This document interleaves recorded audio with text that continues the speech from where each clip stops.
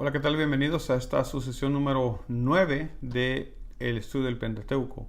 En esta ocasión vamos a estar hablando un poquito acerca del mandato de Dios para Moisés de construir el tabernáculo de reunión. Estuvimos hablando un poquito acerca de este pacto que Dios hace con Israel, este convenio que Dios hace en el cual Dios les muestra su visión para su pueblo, ¿no? La visión que Dios tiene para su pueblo, visión que incluye que Él sea su único Dios, el Dios al que ellos sirven, el Dios al que ellos adoran, y también que Él, que cada israelita respete a su prójimo. Dijimos que parte de esta visión tiene que ver con nuestros padres y la manera como nosotros honramos a nuestros padres, pero también la manera como convivimos y cómo vivimos con nuestros vecinos, con nuestros hermanos en la iglesia o con las personas a nuestro alrededor. Prójimo implica cualquier persona que está cerca de nosotros en determinado momento. Todas las otras leyes del Antiguo Testamento, dijimos, se derivan de esta visión de Dios para el bienestar del pueblo. Si usted ha leído el Antiguo Testamento se dará cuenta de que no hay leyes para todo lo que quisiéramos, pero es un comienzo, ¿no? Otra vez, esta visión que Dios le da provoca que Israel desarrolle leyes que sean justas, leyes en las cuales se castigue a los criminales, se castigue a las personas que desobedecen, se castigue a aquellas personas que abusan y que se honre por otro lado a las personas que están haciendo las cosas como Dios quiere que las hagan, ¿no? Que se tenga un balance entre estas cosas, ¿no? Originalmente la práctica de la justicia se llevaba a cabo a través del establecimiento de personas que tuvieran testimonio, que tuvieran la suficiente madurez para manejar ciertas cosas, ¿no? Los famosos ancianos a las puertas de la ciudad, donde las personas iban y confiaban en ellos que iban a dictaminar claramente el curso de acción cuando dos personas tenían alguna disputa de algo, cuando tenían algún inconveniente con algunas cosas. Eventualmente en Israel creemos que se desarrolló un sistema jurídico más o menos parecido a lo que tenemos hoy en día. Las personas podían ir delante del rey, por ejemplo. En algunas ocasiones vemos como el rey es el encargado de distribuir la justicia en el pueblo, o por lo menos esa era una de las cosas que se esperaba que el rey hiciera. En el periodo de los jueces, por ejemplo, vemos a los jueces, a estos hombres y mujeres que Dios levantó para poder llevar a cabo ciertas misiones de salvación al pueblo, pero también, como el caso de Débora, por ejemplo, que ella juzgaba cuando una persona tenía alguna queja contra otra, las personas exponían su problema o su queja y ella tenía que determinar cuál era el curso de acción. El sumo sacerdote, por otro lado, también tenía esa función cuando en algún momento tenía que decidir entre una persona que acusaba a otra, un marido que acusaba a su mujer, por ejemplo, de infidelidad. Hay un cierto procedimiento que se hacía en el libro de Números, nos explica para determinar si la persona tiene la razón o no. Entonces, otra vez, son estas maneras de distribuir justicia en el pueblo de Israel, son estas maneras, pero todo eso se deriva de la visión que Dios tiene para el pueblo de Israel, una visión de bendición, una visión en la cual el pueblo pueda vivir una vida próspera, siendo el objeto de la bendición de Dios por causa de que se someten y viven de acuerdo a su voluntad. Ahora, en algún momento cuando comenzábamos dijimos que tanto Israel como la iglesia son un producto de este plan que Dios tiene de habitar con la humanidad. Y aquí vamos a entrar en esta sesión número 9, vamos a entrar específicamente en este punto en el cual Dios va a comenzar ya a dar estos pasos definitivos. Dijimos que cuando Dios crea al ser humano en el huerto y los pone en el huerto del Edén, el texto claramente nos hace una indicación muy interesante que tal vez le hemos leído muchas veces, pero no le hemos puesto la atención debida. El texto nos dice que antes de que, incluso el día que Adán y Eva fallaron, el día que Adán y Eva desobedecieron la ley de Dios de no comer del fruto del árbol de la ciencia del bien y del mal, dice el texto que Dios se paseaba en el huerto. Y ese es uno de los puntos interesantes de esta historia. Toda la historia de la Biblia nos va a llevar a este punto en el cual Dios quiere tener compañerismo con el ser humano. Dios creó al ser humano no porque lo necesitara, no, seamos claros en esto, ¿no? Dios no necesita al ser humano, pero Dios creó al ser humano porque quiere tener compañerismo con él, porque quiere pasar tiempo con el ser humano. Y en el caso de Adán y Eva, me parece a mí que la historia parece apuntar o indica que Dios hacía esto constantemente, que Dios descendía y tenía compañerismo con ellos, platicaba con ellos, porque ese es el deseo de Dios, eso está en el corazón de Dios. Lamentablemente, la serpiente toma ventaja de esto y por causa de la desobediencia del ser humano, por causa de la desobediencia de Adán y Eva, esta relación tan hermosa que tenían con Dios, este convivir con Dios, este platicar con Dios, que yo me imagino disfrutaban tanto y Dios también, se rompe. Y Dios tiene que, por su justicia, aplicar esta justicia y expulsarlos del huerto, sacarlos del huerto, que representa esta ruptura de la relación que tenían con Dios. Dios no se desconecta con ellos, Dios sigue hablando con el ser humano, pero esta relación de intimidad que tenía, esta relación de compañerismo, esta relación de cercanía que tenía con el ser humano queda rota.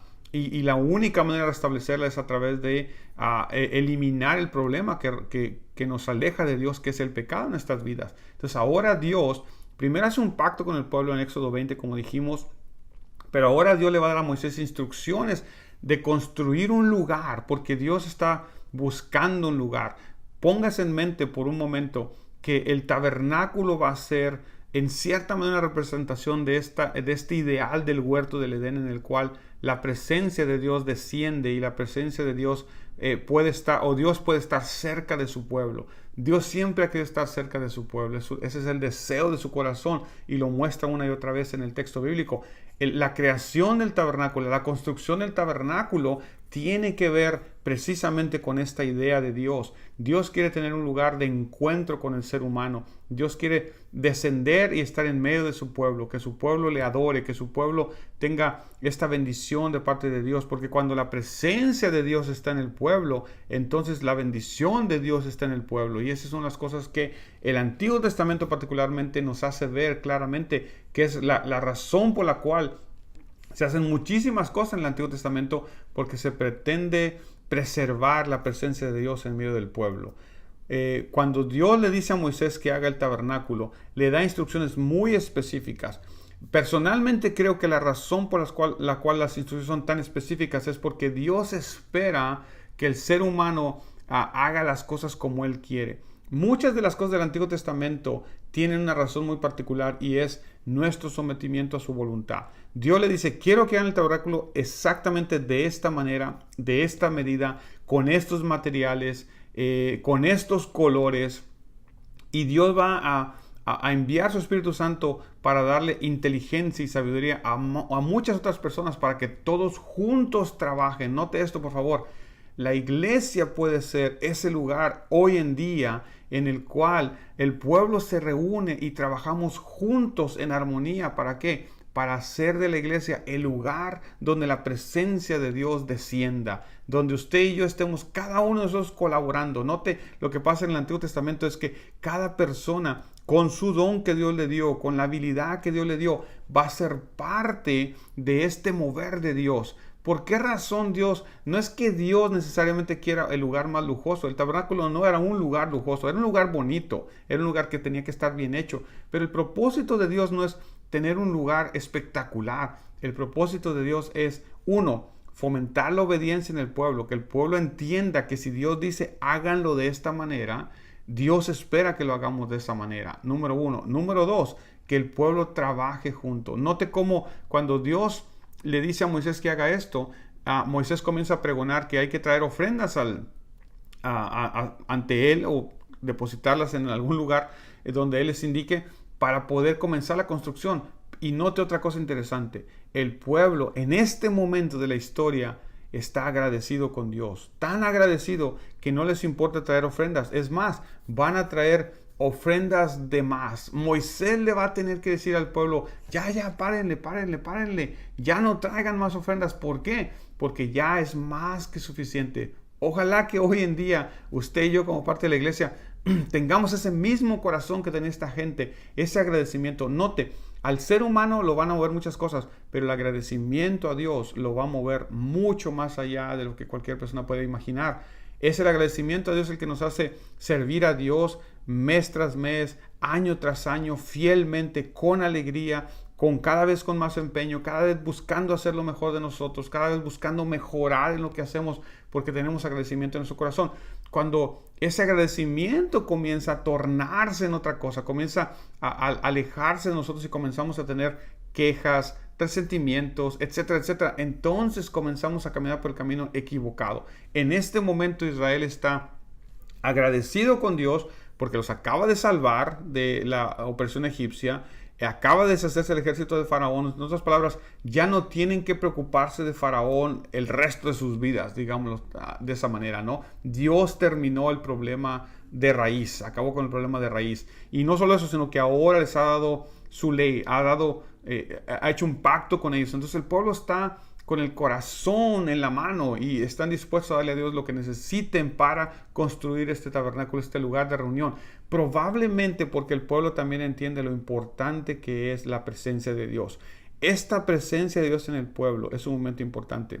Nuestras iglesias no serían lo que son o no van a ser lo que Dios quiere que sean si nosotros no fomentamos la presencia de Dios en medio de su pueblo. Si nosotros no buscamos que sea a Dios el que se le dé la honra, sea a Dios el que se lleve todos los créditos de todo lo que pasa en la iglesia, que exaltemos su nombre, que realmente cuando vengamos a la iglesia con el deseo de adorar a Dios, con el deseo de escuchar su palabra, porque queremos saber qué Dios quiere de nosotros, qué Dios quiere que hagamos, cómo quiere que le hagamos, cuáles son las instrucciones para su vida el día de hoy, y que nosotros también estemos dispuestos, como el pueblo estuvo, a dar de nuestros talentos, de nuestro tiempo, de nuestras finanzas, como el pueblo lo hizo, para que la iglesia de Dios continúe esta misión que tiene y sea el lugar de encuentro. No solamente para nosotros, no solamente para los que ya creemos, no solamente para los que ya estamos aquí en la iglesia y somos parte de la congregación, sino para aquellas personas que vienen por primera vez,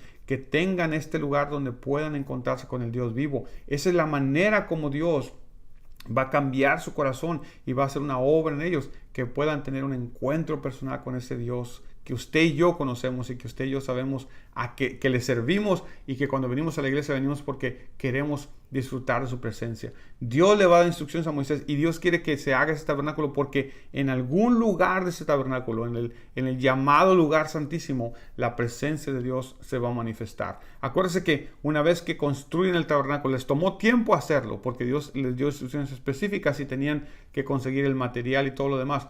Cuando lo inauguraron, cuando hicieron la oración de inauguración, digamos, la presencia de Dios descendió a ese lugar, y dice que el pueblo, cada vez que la presencia de Dios descendía a ese lugar, el pueblo se quedaba quieto. ¿Qué significa eso? Que cuando la presencia de Dios está en nuestra vida, cuando la presencia de Dios desciende en nuestra iglesia, es momento de adorarle. Es momento de dejar todo atrás, todo lo que estorbe, todo lo que nos aqueja, todo lo que nos perturba. Es momento de dejarlo todo atrás, porque es el momento de adorar a Dios. Es el momento de rendirnos ante Él, porque su presencia está aquí. Esta presencia que Dios anhela tener con nosotros. Dios quiere tener tiempos con nosotros. Yo entiendo que estamos hablando en específico del tabernáculo y lo estamos comparando con la iglesia, y cómo la iglesia es ese lugar donde Dios quiere tener compañerismo, pero Dios también quiere tener compañerismo con nosotros individualmente, con usted y conmigo. Dios anhela tener ese tiempo de compañerismo con nosotros, y nosotros como su pueblo debemos anhelar tener tiempos con Dios, debemos de desear tener tiempos con Dios. ¿Para qué? Para que su presencia esté en nuestra vida, para que nos hable, para que nos dirija, para que nos corrija cuando tengamos que ser corregidos, para que nos diga qué hacer, para que nos use como medio y canal de bendición para otras personas. Ese es el punto del tabernáculo. El tabernáculo, otra vez, no es solamente construirlo porque Dios quiere que hagan sacrificios de animales y haya mucha sangre. No. El punto crucial del tabernáculo es cumplir Dios el deseo de su corazón de tener un lugar, un espacio en el cual estar en medio de su pueblo. Estas frases del Antiguo Testamento y el Nuevo Testamento, ustedes serán mi pueblo y yo seré su Dios, son muy importantes. Eso es lo que Dios desea. Más adelante en la historia de Israel vamos a ver que cuando la presencia de Dios se aleja del pueblo, el pueblo comienza a tener problemas. Hay dos pasajes que quiero mencionar y con eso termino esta sesión del día de hoy. El famoso día de la gran expiación, porque lo que hace el sumo sacerdote ese día no es limpiar el pecado de la gente, sino es purificar el tabernáculo Eso es lo que hace. El propósito del sacrificio del día de la gran expiación, el famoso Yom Kippur, como se conoce hoy en día, es expiar o limpiar el tabernáculo de todo el pecado que la gente cometió.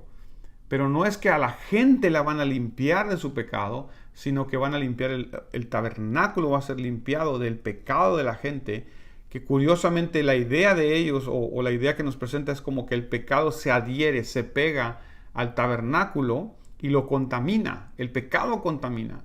Y cuando lo contamina, el riesgo que Israel corre cuando eso sucede y cuando está sucediendo constantemente y no se hace nada al respecto, es que la presencia de Dios se va a alejar y la presencia de Dios ya no va a estar en medio del pueblo. Y el pueblo de Dios, sin la presencia de Dios, es un pueblo que va a perecer.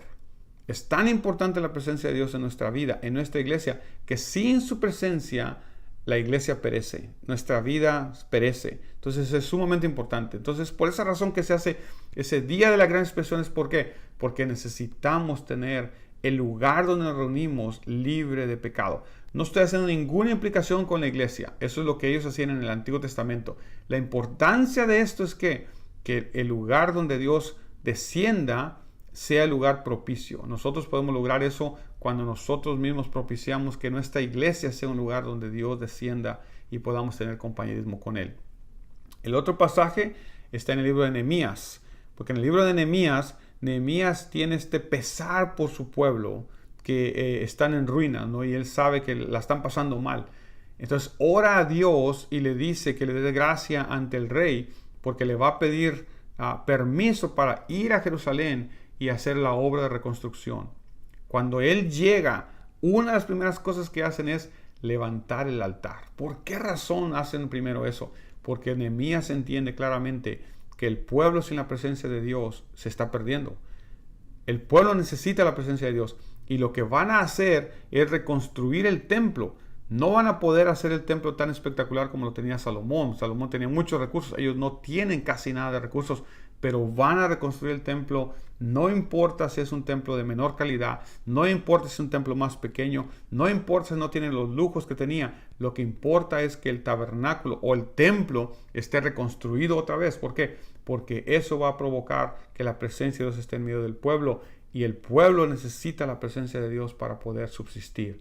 Un pueblo sin la presencia de Dios se pierde. A todos los otros pueblos, podemos mencionar varios pueblos de la antigüedad que ya no existen. ¿Por qué? Porque no tenían una identidad. La identidad del pueblo de Israel está cimentada básicamente en Dios. Y por eso es tan importante que Dios esté en medio del pueblo otra vez.